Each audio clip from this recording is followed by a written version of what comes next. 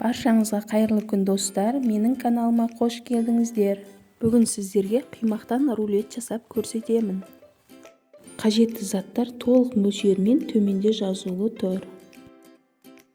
Ең алдымен бөлме температурасында тұрған жұмыртқамызды жарып, осылай венчикпен қозғап аламыз. Сосын оған 2 ас қасық қантымызды және жарты шай қасық тұзымызды да салып, жақсылап араластырамыз. Одан кейін 2 ас қасық күнбағыс майын қосамыз. Сосын бөлме температурасында тұрған жылы сүтімізді сумен араластырып, оны да қосамыз. Келесі құрғақ ингредиенттерімізді біріктіріп аламыз. ұн, какао және сода немесе қопсытқыш пайдалансаңыздар да болады. Кейін сұйық массамызға ұнымызды бөліп електен өткізіп, осылай тағы да араластырамыз. Қамырымыз қатты немесе сұйық болмауы керек. Егер қоюлау болып кетсе, кішкене су немесе сүт құйып жіберсеңіздер де болады. Енді табамызды қыздырып, оған кішкене май құйып майлап аламыз. Ең біріншісін ғана майласаңыздар болды, қалғанына керек емес. Қамырымызды табаға құйып, барлығын осылай пісіріп аламыз. Егер де достар, менің осы видеоларымды көрген болсаңыз, көріп жатсаңыз, менің каналыма тіркеліп, лайк басып, пікір қалдыруды ұмытпаңыздар. Менің жаңадан салған видеоларымды көргіңіз келсе, осы видеоның астында тұрған подписаться батырмасын басып, жанындағы қоңырау белгісін басып қойыңыздар. Сонда хабарлама сізге бірден келеді. Қимақтарымыз осындай жұмсақ болып шықты. Мен 5 данасын ғана пайдаланамын. Алдымен ішіндегі салмасын дайындап аламын. Мен киви мен құлпынайды пайдаландым. Сіздер кез келген жемістерді пайдалансаңыздар болады. Екеуін араластырып дайындап қоямын. Одан кейін кремімізді жасаймыз.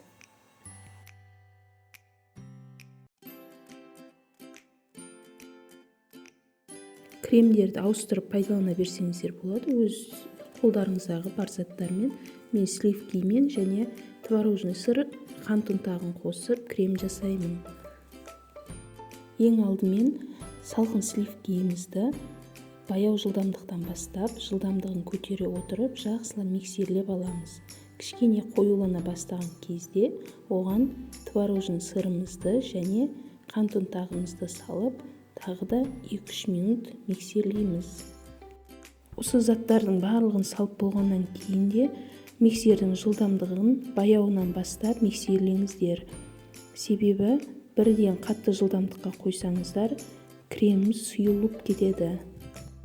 Креміміз дайын болғанын білу үшін креміміз өз формасын ұстап тұру керек. Ыдысыңызды төңкерген кезде крем ағып кетпеуі керек. Енді рулетімізді дайындаймыз. Ол үшін бізге осындай асхана пленкасы керек.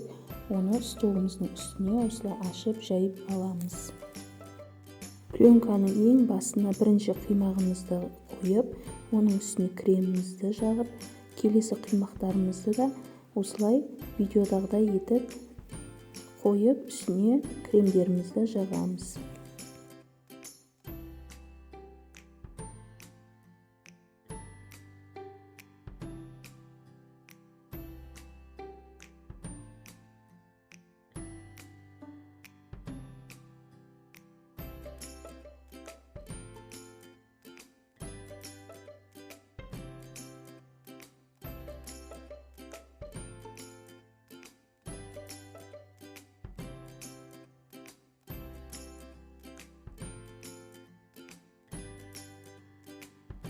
Барлығын орналастырып болғаннан кейін салмамызды салып шығамыз.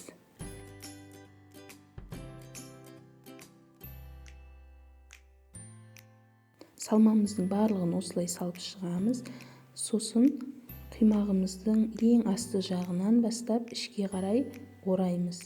Ең басына барған кезде пленкамызбен қосып, кері қарай орап, колбаса ұқсатып, 2 шетін бұрап, тоңазытқышқа 1-1,5 сағатқа қойып жей берсеңіздер болады. міне осылай шығады kesкен кезде. Сіздер де үйлеріңізде жасап көріңіздер, өте дәмді болып шығады. Егер видеом ұнаған болса, лайк басып комментарий қалдыруды ұмытпаңыздар. Менің каналыма тіркеліп қойыңыздар. Келесі видеода кездескенше сау болыңыздар.